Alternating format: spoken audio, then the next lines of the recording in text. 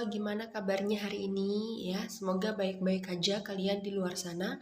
Tapi sebelum aku ngobrol banyak di pembahasan kali ini, aku pengen kalian semua aku hitung mulai dari 1 sampai 3, ya kan? Jangan lupa like, komen, dan subscribe channel YouTube ini. Oke? Aku tunggu, aku hitung ya. Mulai sekarang 1, 2, 3. Oke, aku tunggu ya. Like, komen, dan subscribe tentunya hanya di ARH Channel. Dan teman-teman semua, kira-kira aku bakal bahas apa di pembahasan kali ini? Tunggu. Aku lagi mikir nih ya. Tunggu apa ya kira-kira ya. Wait. Kayaknya aku punya notifikasi deh. Bentar.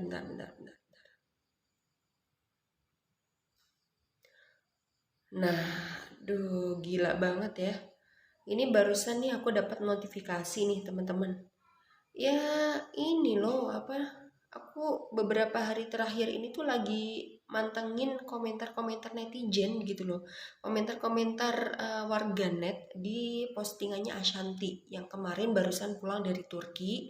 Terus tiba-tiba dia positif COVID-19, apa namanya, yang terbaru itu apa sih, varian Omicron. Nah itu aku lagi mantengin banget komentar-komentar netizen gitu loh, karena aku kemarin itu pernah lihat beritanya di media, kok sampai boom banget sih kasus ini, emang ada apa sih gitu loh. Terus aku lihat ternyata emang komentar netizen tuh pedes banget, dan ini aku lihat beberapa komentarnya emang ya ampun kayak gini banget coba ya. Dan ini kayaknya yang menarik buat kita bahas di pembahasan kali ini, yaitu tentang main hakim sendiri yang dilakukan oleh warganet alias netizen plus 62. Nah, itu udah jadi kebiasaan ya buat netizen-netizen. Kita itu selalu main hakim sendiri, atau bisa disebut sebagai tindakan persekusi, atau istilahnya itu adalah digital bounty, atau istilahnya lagi adalah vigilantism. Nah, ini adalah sebuah fenomena yang emang di era digital sekarang itu tidak mungkin kita hindari, tidak mungkin kita tolak, ya kan? Kayak misalnya aja nih kasusnya Ashanti, ya kan? Ibaratnya salahnya di mana? Itu bukan aku mendukung lah ya, bukan aku itu pro sama apa yang dia lakukan, terus kemudian seakan-akan membenarkan apa yang dia lakukan gitu kan? Cuma aku itu kayak seakan-akan, aduh ini aja yang kayak gini itu dibully habis-habisan gitu, apalagi yang mungkin dia bersalah banget. Jadi sekarang itu kita terkenal atau kita mengenal istilah bullying, yang itu justru bukan terjadi di kehidupan real kita, tapi justru di kehidupan maya atau di kehidupan virtual yang ada di sekitar kita. Kasusnya Ashanti misalnya aja, kayak katakanlah dia salah, ya kan, dia pelesiran ke luar negeri, katakanlah dia salah, tapi menurut aku itu nggak salah-salah banget, karena banyak artis juga yang emang waktu itu juga banyak melakukan kunjungan ke luar negeri, ya kan. Dan ini bukan satu-satunya, dan varian Omicron itu masuk ke Indonesia itu bukan karena waktu Ashanti ke luar negeri terus tiba-tiba dia pulang dari Turki dia positif COVID, no. Sebelum itu sudah ada warga Indonesia yang habis dari luar negeri dan ternyata positif COVID-19 varian Omicron. Nah, tapi apa yang dibully habis-habisan oleh netizen itu adalah kasusnya Ashanti ini, yang katanya Ashanti itu dikatain, awas lu, gara-gara kamu nih tiba-tiba Indonesia itu akhirnya pulang bawa penyakit gitu kan. Banyak yang kayak gitu. Aku diam diri di rumah aja kayak gini biar nggak tertular COVID-19. Ini malah pelesiran kemana-mana. Aduh, banyak banget lah komentar-komentar netizen yang itu menurut aku kalau aku jadi Ashanti pun itu juga bakal sakit hati banget. Sampai akhirnya dia bikin klarifikasi, dia bikin statement yang mana dia menyatakan kalau aku yang pelesiran ke luar negeri bukan hanya aku ya teman-teman. Dan varian Omicron ini sudah masuk ke Indonesia sebelum aku pergi ke Turki. Nah, dia buat statement kayak gitu. Nah, ini adalah tindakan main hakim sendiri, teman-teman namanya.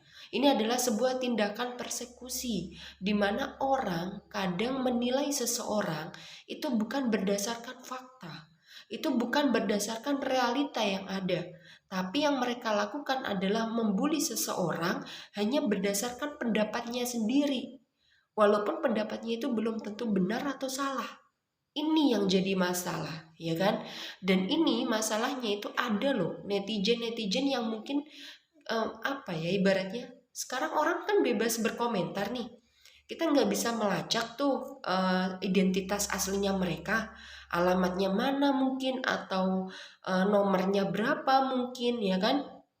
Tapi ada loh kasus netizen itu yang memang dia itu ibaratnya khusus di situ dia buat akun, dia bikin sebuah akun untuk membuli mungkin para artis atau public figure yang lain, memang dia tugasnya kayak gitu. Itu ada loh. Dan itu bahaya banget. Ibaratnya sekarang gini ya teman-teman. Ini adalah sebuah fenomena yang menurut aku menarik dan sekaligus mengkhawatirkan, karena ibaratnya kalau dulu orang-orang itu takut sama norma sosial, ya enggak? Kalau kita berbuat salah, kita takut dikucilkan sama masyarakat di sekitar kita. Kalau kita berbuat tindakan yang di luar etika, kita bakal takut kalau masyarakat itu, ih, ini orang ngapain sih, dijauhi lah, terus kemudian dia nggak disapa mungkin, atau nggak dilibatkan dalam kehidupan sosial di antara mereka mungkin. Itu dulu kayak gitu. Tapi sekarang sudah bergeser kalau justru tindakan penghakiman atau main hakim sendiri di dunia virtual itu jauh lebih berat efeknya dibandingkan dengan kehidupan di realita atau kehidupan nyata kita. Misalnya kayak gitu. Banyak loh public figure, khususnya mungkin yang ada di luar negeri kayak Korea Selatan dan lain-lain, yang dia itu sampai akhirnya melakukan aksi bunuh diri karena dia stres. Dia beban sama komentar-komentar haters, komentar-komentar netizen yang mungkin gak suka sama dia. Saking stresnya dia sampai, buat apa aku hidup ibaratnya. Sampai kayak gitu loh. Nah sekarang kalau misalnya di dunia nyata aja nih teman-teman, di realitas sekarang yang ada di sekitar kita, katakanlah kita dibully, kita dijauhi, kita dikucilkan sama masyarakat itu, kita tinggal pindah KTP dong, pindah ke daerah lain, pindah mungkin ke negara lain, jadi TKW mungkin, atau jadi TKI mungkin, ya kan? Itu bisa. Ya kita memulai kehidupan yang baru, seakan ya mulai dari nol ya. Orang yang di situ nggak kenal kita, nggak ngerti track record kita, kita bisa. Tapi kalau di dunia virtual coba, sekarang katakanlah kita menutup semua akun media sosial, nggak punya Instagram, nggak punya Facebook, nggak punya WhatsApp, ya kan? Kita cuma mungkin punyanya SMS doang atau telepon doang misalnya. Kita nggak bisa mencegah kalau misal netizen yang benar-benar sebel sama kita, yang benci sama kita, itu nggak mungkin kita bisa mencegah untuk mereka itu scrolling, stalking apapun kehidupan pribadi kita, termasuk nomor telepon kita sendiri. Bayangin, yang namanya orang stalking, yang namanya orang udah benci, apalagi di dunia virtual. Sekarang kalau misal aku benci sama seseorang, ya udah tinggal aku stalking dia, nomor teleponnya berapa sih? Toh katakanlah aku nemuin nomor telepon dia, nggak mungkin dia bakal bisa ngelacak aku ibaratnya. Nggak mungkin aku bakal ditelusuri sedemikian rupa sama orang itu. Yang penting aku catat nomor handphonenya dia, aku SMS mungkin, aku telepon, aku teror dia, misalnya kayak gitu. Jadi dunia virtual itu menurut aku akan jauh lebih susah untuk kita hindari. Dan sekarang ibaratnya mungkin ada ya orang yang hidup tanpa media sosial, ada. Tapi mungkin itu hanya berapa persen di dunia ini. Di Indonesia lah katakanlah. Mayoritas dari kita pasti ibaratnya nggak bisa hidup tanpa media sosial, tanpa media digital saat ini. Ibaratnya sehari aja, katakanlah kita pilihannya itu antara nggak bawa dompet atau nggak bawa handphone, kita pasti akan cenderung lebih memilih untuk nggak bawa dompet. Karena sekarang udah ada mobile banking, ya kan? Udah ada internet banking yang kita bisa melakukan transaksi apapun tanpa kehadiran dompet kita sendiri. Cukup lewat gadget aja kita udah bisa melakukan jual beli, kita udah bisa melakukan komunikasi dan lain-lain. Jadi satu gadget aja itu udah fungsinya udah banyak banget. Jadi ibaratnya kalau kita mau menutup semua akun media sosial kita mau bebas dari gadget, itu akan sangat susah walaupun itu memungkinkan untuk dilakukan, ya kan? Walaupun itu mungkin ada orang yang bisa melakukan itu, tapi itu akan sangat susah. Dan dari kejadian itu otomatis main hakim sendiri, tindakan persekusi itu akan sangat sulit dihindari. Apalagi kalau misalnya kita itu adalah seorang public figure, kita adalah seorang tokoh masyarakat yang sangat memiliki followers atau pengikut yang sangat banyak. Kita tidak bisa menghindari itu. Nah makanya nih teman-teman, sebenarnya dalam teori aku udah pernah bikin jurnal juga yang itu judulnya adalah Filter Bubble Effect, Digital Society and Persecution Act gitu loh. Ibaratnya adalah filter bubble effect ini dia adalah sebuah gelembung besar yang dia itu bisa mengakibatkan atau memberikan efek sebuah tindakan persekusi. Dan inilah sebuah kondisi masyarakat digital kita saat ini. Itu ibaratnya adalah kalau Little John itu mengklasifikasikan kejadian ini itu ke dalam teori spiral of silence, di mana seseorang itu ibaratnya dibungkam oleh media. Masyarakat itu dibungkam oleh media walaupun dia mungkin punya pendapat yang benar. Ketika dia itu memiliki porsi yang bersifat minoritas, kalah sama yang mayoritas, dia akan cenderung diam. Dia tidak bisa melakukan apapun gitu. Ya kan, kayak kasusnya Ashanti atau mungkin kasusnya Ayu Ting Ting mungkin, atau mungkin kasusnya public figure yang lain, walaupun mereka tidak sepenuhnya salah, mereka akan cenderung minoritas dibandingkan netizen yang jumlahnya ribuan, dibandingkan dengan netizen yang jumlahnya jutaan, miliaran di seluruh dunia. Dia akan terkucilkan, dia akan tersudut di situ. Dan itu bisa masuk ke tindakan persekusi. Kayak gitu. Jadi ibaratnya media sosial itu memang sudah membuat algoritma yang itu membuat kita itu memiliki personalisasi web.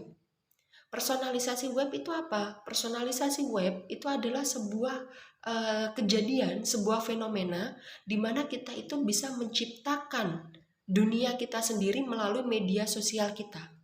Ya kan?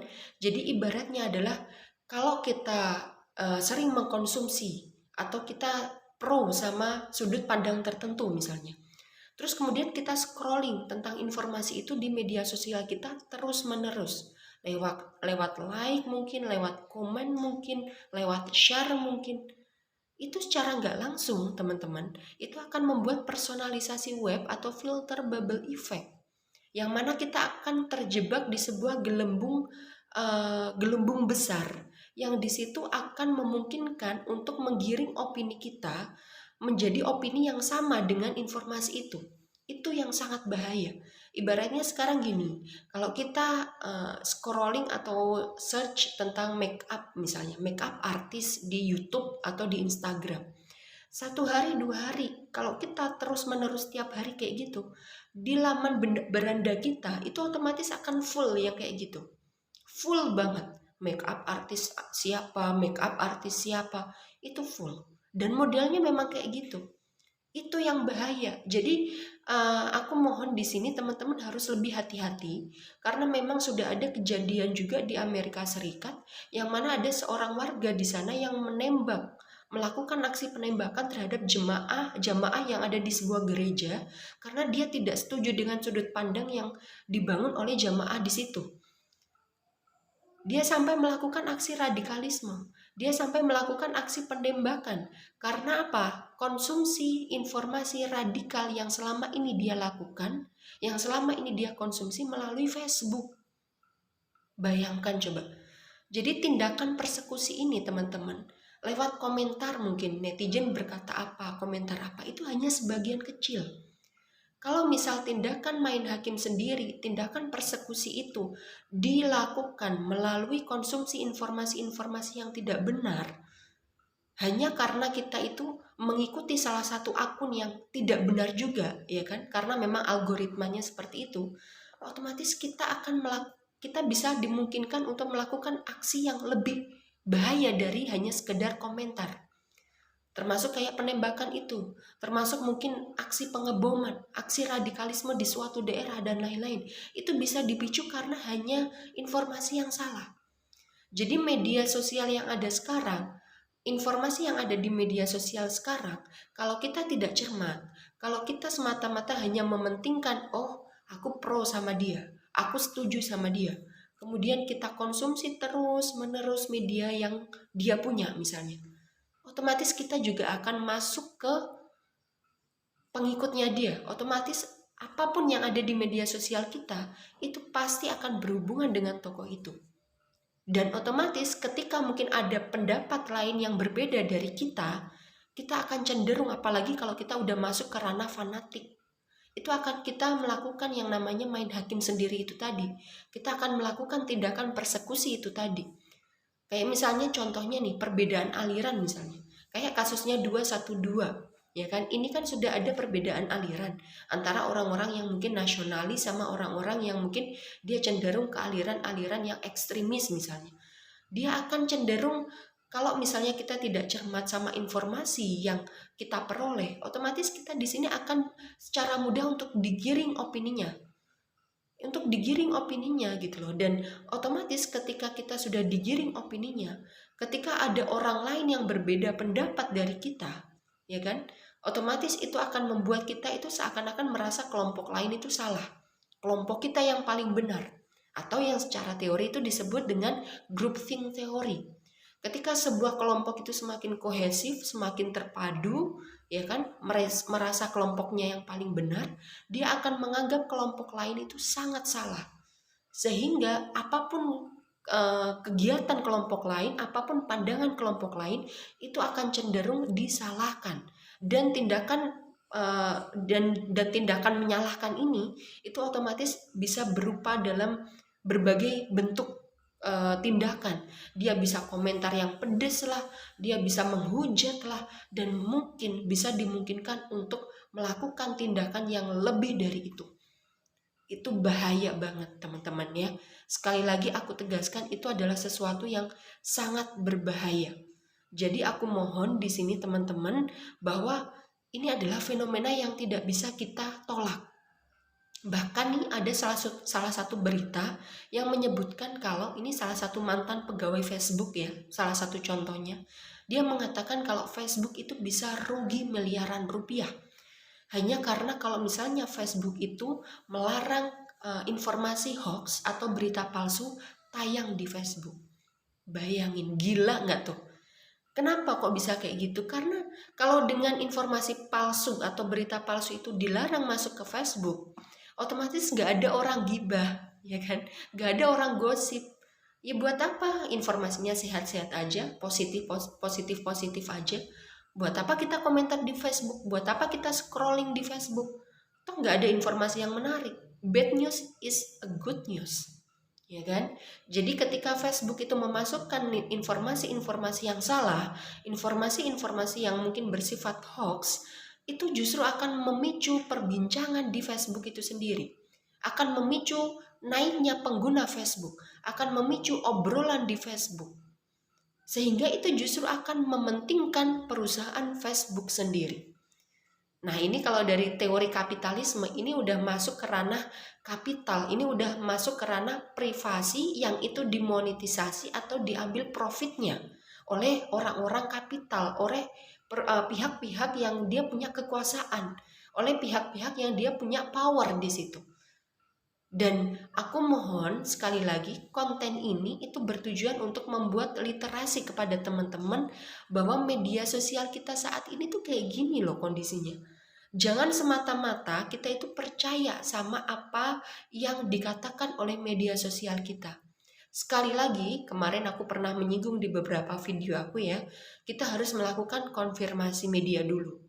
Kalau kita mendapatkan sebuah informasi, jangan hanya percaya pada satu situs itu doang teman-teman. Karena bisa aja satu situs itu pun juga berpihak. Kita nggak ngerti kepentingan itu apa. kepentingan yang mereka miliki itu apa, kita nggak ngerti. Jadi konfirmasi ke banyak media. Media 1, 2, 3, pasti itu mereka bisa tuh memberitakan satu isu di berapa media itu pasti ada. Jadi kita harus melakukan konfirmasi, klarifikasi, atau dalam istilah Islamnya itu adalah tabayun.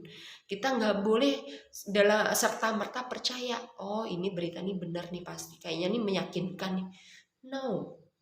Media yang ada saat ini nggak semudah itu, bro. Nggak semudah kita membalikkan telapak tangan, nggak semudah bayangan kita selama ini, enggak gitu. Jadi konfirmasi ke berbagai media, dengan begitu otomatis kita punya berbagai sudut pandang. Oh, ini media ini kayak gini, media itu kayak gini, media ini kayak gini, media itu kayak gitu, misalnya kayak gitu. Otomatis dari berbagai sudut pandang itu kita bisa ngambil nih, mana yang benar, mana yang salah. Oh, kayaknya ini nih yang benar. Walaupun tidak ada kebenaran yang mutlak ya. Tapi seenggaknya dengan konfirmasi itu kita bisa meng-cross check. Oh, kayaknya nih mayoritas kayak gini nih. Oh, berarti mayoritas kayak gini berarti ini yang benar nih. Misalnya kayak gitu. Jadi teman-teman, aku mohon di sini kalian bisa lebih kritis, kalian bisa lebih menganalisis segala informasi yang masuk. Sekali lagi, jangan apatis, jangan acuh, peka. Kita harus dituntut untuk peka, sensitif sama isu-isu yang ada di sekitar kita. Jangan cuma sensitif sama si doi doang, ya kan? Si doi minta apa, kita udah langsung peka. Oh, kayaknya dia marah nih. Minta jatah bulanan. Wah, gawat tuh ya kan. Oh, kayaknya nih marah nih. Pasti minta coklat. Jangan cuma sensitif sama pasangan doang. Kita juga harus bisa sensitif sama isu-isu yang ada di sekitar kita. Itu penting karena gak cuma untuk kita, tapi untuk masyarakat yang ada di sekeliling kita. Kita harus bisa membangun masyarakat kita, sekali lagi dengan informasi-informasi yang positif, informasi-informasi yang sehat, dimulai dari diri kita sendiri.